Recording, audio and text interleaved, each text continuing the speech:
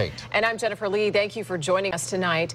It's the video everybody is talking about, a homemade gun-firing drone built by a teenager. And it begs the question, can this be legal? The feds are looking into it, and so is 8 on your side. News Channel 8's Melanie Michael is working the story for us tonight. And Mel, we are in uncharted territory here. We certainly are, guys. Good evening to you both. And you know, this is really scary stuff, because if somebody wanted to do this and operate one of these flying guns, they can do so anonymously, and they can be miles and miles and miles away. This is one freaky flight. You have to see it and hear it to believe it. Yep, those are real bullets fired from a real gun. And check this out. Look closely. This weapon wired to the drone, dangling in the air. The controversial quadcopter is making people nervous.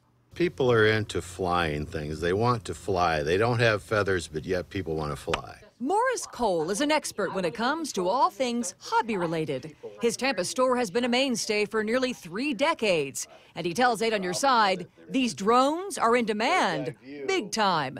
When he saw the video, he had 2 words. Very dangerous. So the question remains, is this even legal? So far, cops in Connecticut claim no laws were broken since the gun was fired on private property. But the feds are still on the case, navigating this somewhat uncharted territory.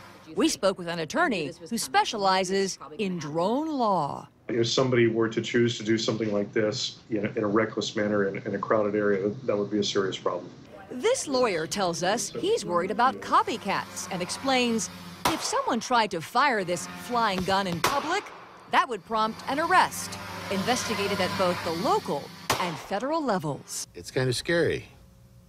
You never know when one could be flying outside your door. Because these things... Certainly a lot to think about tonight, guys. And you know, we reached out to local law enforcement asking them, what if this happened here? Whose jurisdiction would it fall under? We were told the local law enforcement would investigate, and then ultimately it would be turned over to the Federal Aviation Administration. Keith and Jen. Well, Mel, I know these things are going down in price just a little bit, but from what your hobby experts said, the quadcopter that we saw in the video, it's not a cheap one here, and the teenager really knew what he was doing.